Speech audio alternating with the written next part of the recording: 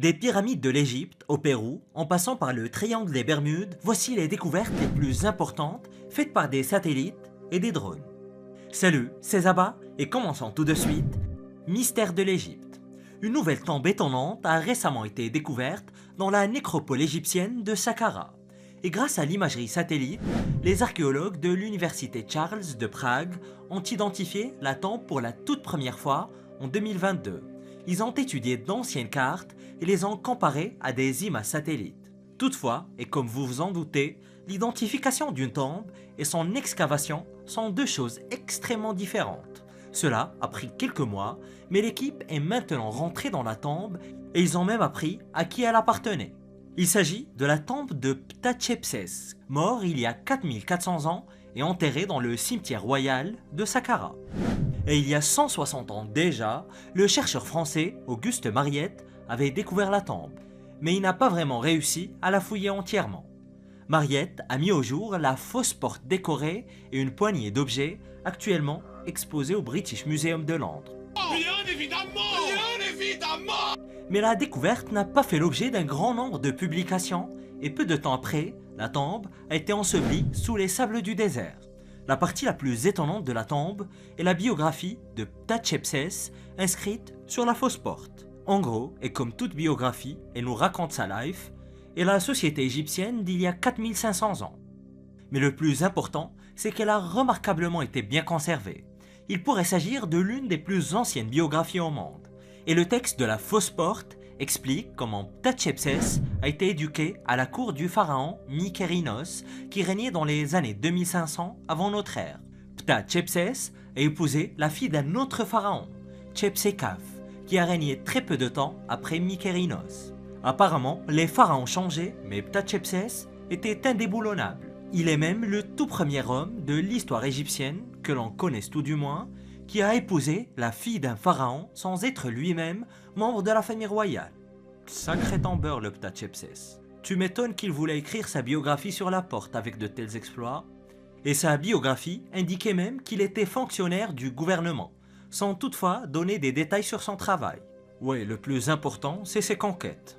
Mais la fausse porte de sa tombe contient également l'une des premières mentions du dieu Osiris, seigneur des morts et dieu de la fertilité. Et en raison de l'étonnante préservation des détails concernant le gouvernement, les archéologues considèrent la tombe de Ptahchepsès comme l'une des plus importantes jamais découvertes en Égypte. Le triangle des Bermudes.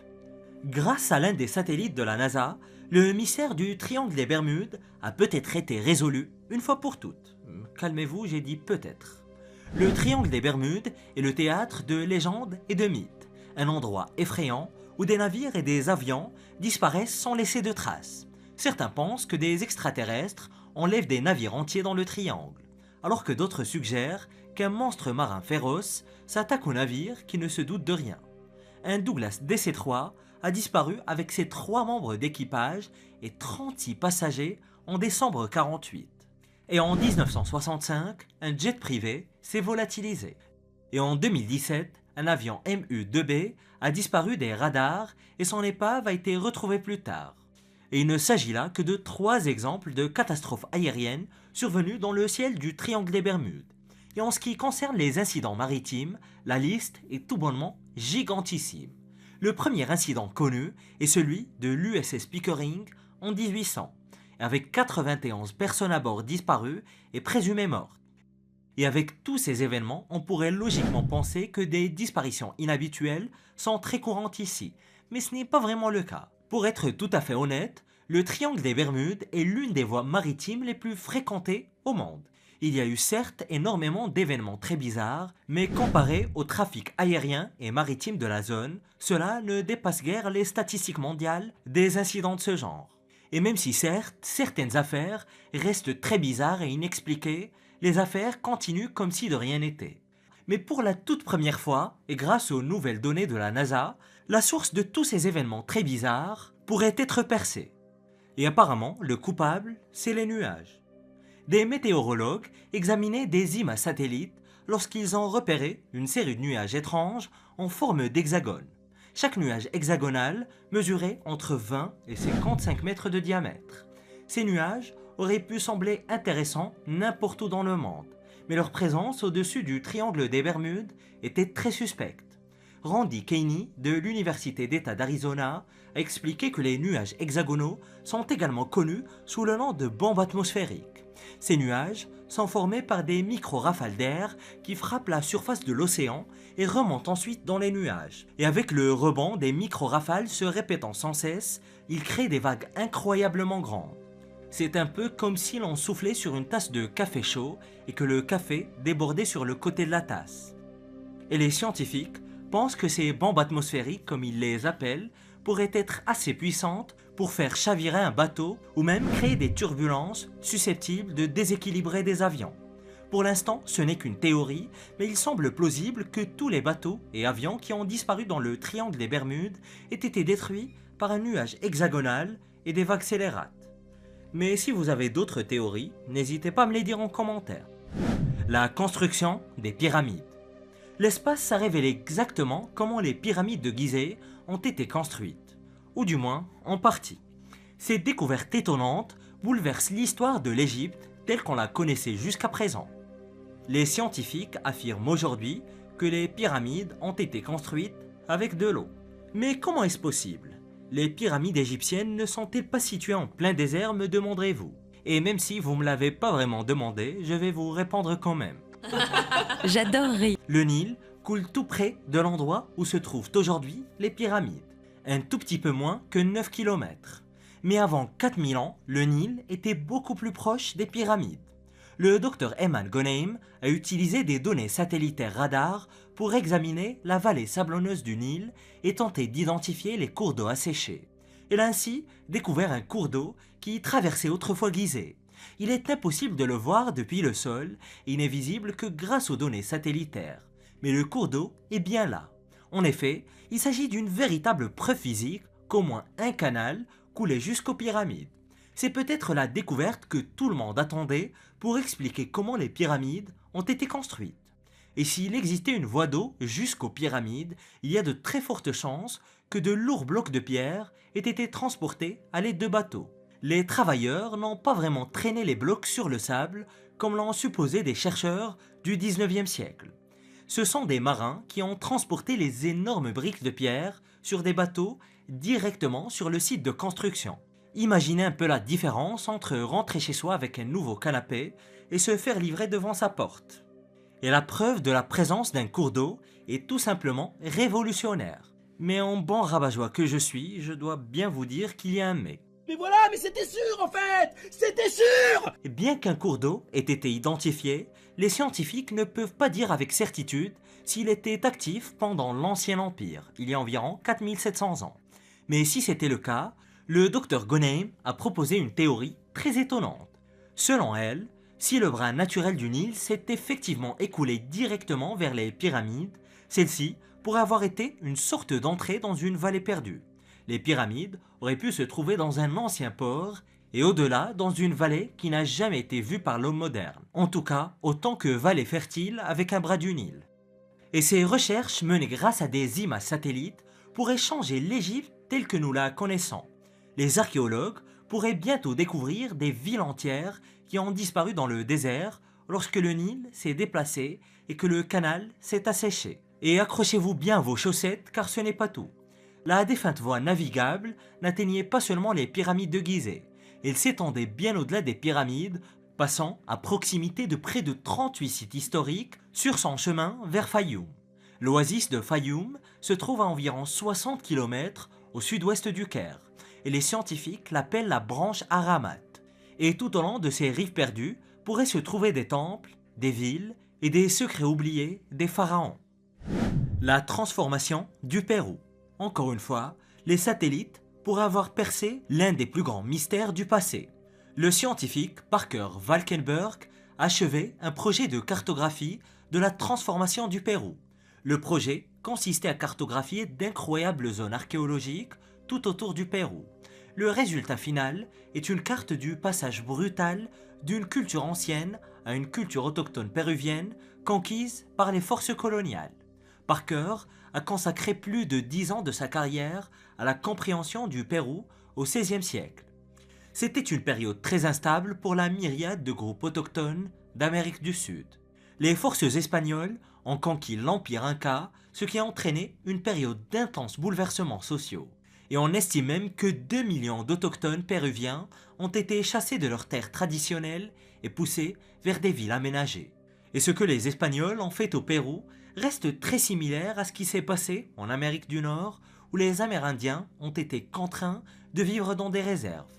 Mais quel est le rapport avec les IMA satellites? Pendant la majeure partie de ses recherches, Parker s'est concentré sur une seule zone. Il choisissait une vallée ou un site archéologique, puis il étudiait lentement cet endroit, en s'intéressant aux changements survenus au XVIe siècle. Et le projet de cartographie a permis d'approfondir ses recherches. Parker s'est associé à Steven Wernke de l'université Vanderbilt pour mettre au point un outil très unique. Le résultat de cette opération est la plateforme géospatiale pour l'histoire et l'archéologie de la culture andine. Des équipes de chercheurs travaillent ensemble pour cartographier les sites archéologiques à travers tout le Pérou, peignant ainsi une image beaucoup plus grande à examiner. Maintenant, laissez-moi vous parler des lieux étonnants identifiés grâce à cette recherche. Les experts ont cartographié des forteresses abandonnées au sommet des collines de la Cordillère des Andes. Ces sites ont été désertés entre 1100 et 1400 de notre ère, et l'équipe a également trouvé des preuves de l'existence de petites colonies dans le désert du Pérou. Et nombre de ces établissements et forteresses n'ont jamais été vus par des chercheurs auparavant. Ils n'ont pas d'histoire documentée et Parker et son équipe ont encore beaucoup de travail à faire. Ils doivent en apprendre davantage sur les différents sites. Mais l'objectif principal est d'essayer de comprendre ce qui est arrivé aux anciens peuples autochtones lorsque les colons espagnols se sont répandus dans tout le pays. Les chercheurs veulent comprendre où les gens sont allés lorsqu'ils ont abandonné leurs forteresses au sommet des montagnes et leurs cachets dans le désert. Mais encore une fois, si vous avez des idées, n'hésitez pas. Camping romain. En 2016, un chasseur à l'œil vif a fait une découverte aux proportions épiques. Le chasseur se reposait et prenait une petite collation sur une colline à l'extérieur de la petite ville allemande de Bad Ems, non loin de Francfort. Il regardait un champ de céréales lorsqu'il a remarqué une étrange décoloration. Il a soupçonné qu'il s'agissait d'un site ancien et a contacté des archéologues qui sont arrivés sur les lieux avec des drones. Et lorsque les archéologues ont envoyé leurs drones, ils ont réussi à retracer ce qui leur a semblé être des traces de tracteurs se déplaçant à travers la campagne. Mais je vous rassure, ce n'était pas le cas. Leurs drones, en prenant d'étonnantes images aériennes de la campagne, ont mis en évidence un ancien réseau défensif datant des premiers jours de l'Empire romain. Il ne s'agit pas d'une piste de tracteurs, mais d'un double fossé entourant certainement ce qui était autrefois un campement militaire datant d'il y a 2 millénaires. Ces découvertes très étonnantes n'auraient pas eu lieu sans l'utilisation de drones, et bien sûr sans l'œil avisé du chasseur qui n'était certainement pas bourré au rouge. Mais oui, c'est clair. Les archéologues ont compris qu'ils avaient quelque chose de spécial entre les mains et ont poursuivi leurs recherches. Ils ont fini par trouver une quarantaine de tours en bois réparties sur près de 8 hectares. Ils ont également trouvé des preuves de l'exploitation de mines d'argent ainsi que l'étonnant système de défense. Les mines, le campement et les tours étaient entourés d'un mur épique de pieux en bois très aiguisés. Ces pieux étaient destinés à empaler quiconque serait assez fou pour tenter une invasion. Et comme vous pouvez certainement l'imaginer, les tours et la barrière défensive ont disparu depuis bien longtemps. Les seules traces que l'on retrouve étant des fragments cachés sous une couche de terre agricole. Mais avec un tout petit peu d'imagination, on peut se représenter une page tout à fait remarquable de l'histoire. L'armée romaine a dû camper ici pour protéger la mine d'argent. D'énormes tours en bois ont été construites autour du site, comme des tours de prison, pour empêcher les travailleurs, certainement des esclaves, de sortir et les voleurs d'entrer. Ensuite, des pieux en bois ont été placés tout autour du site pour former un mur d'enceinte. Bien sûr, ce n'est qu'une hypothèse basée sur les découvertes, mais elle doit être assez proche de la vérité.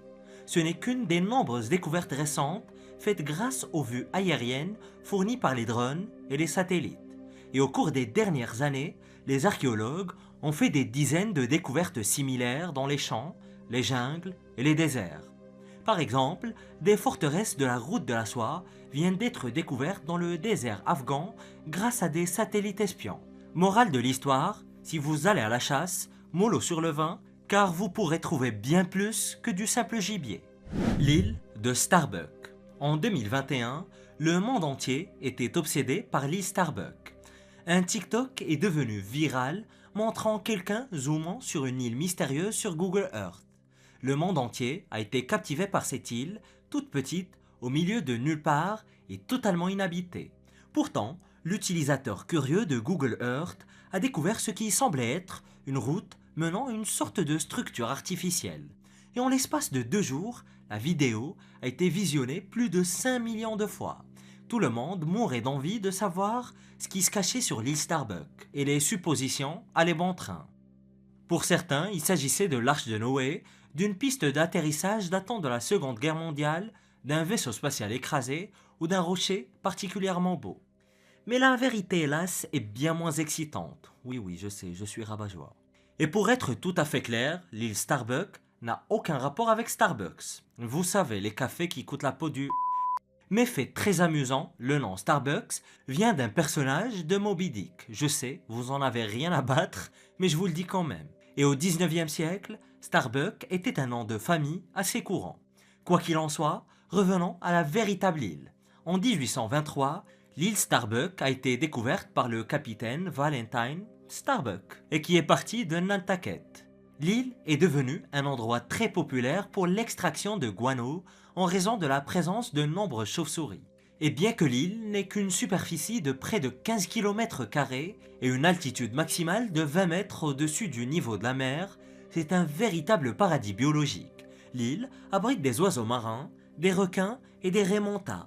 C'est également une zone de nidification extrêmement importante pour les tortues vertes. Et l'île Starbuck était réputée pour attirer les marins à leur perte.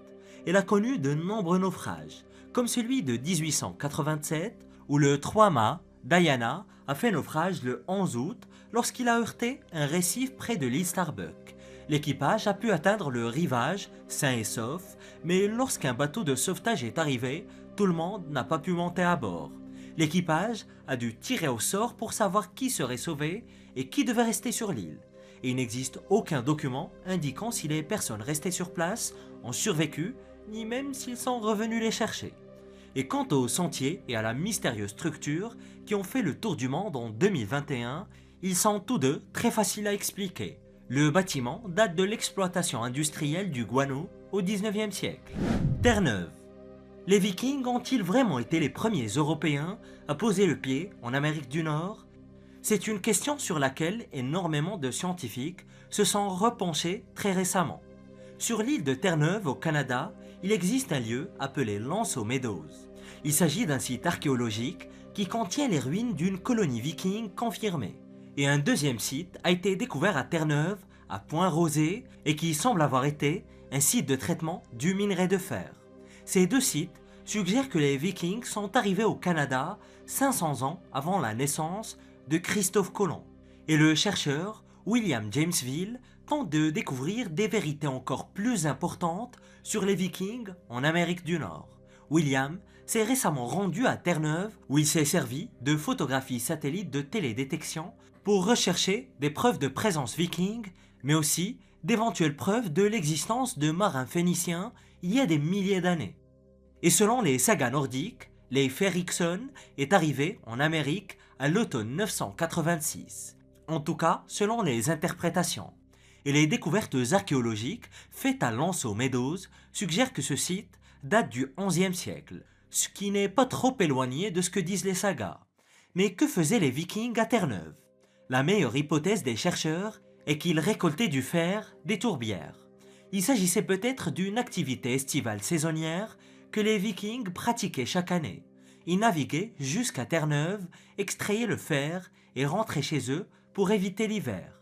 Et jusqu'à présent, les scanners satellites n'ont montré aucune trace d'habitation permanente en pierre.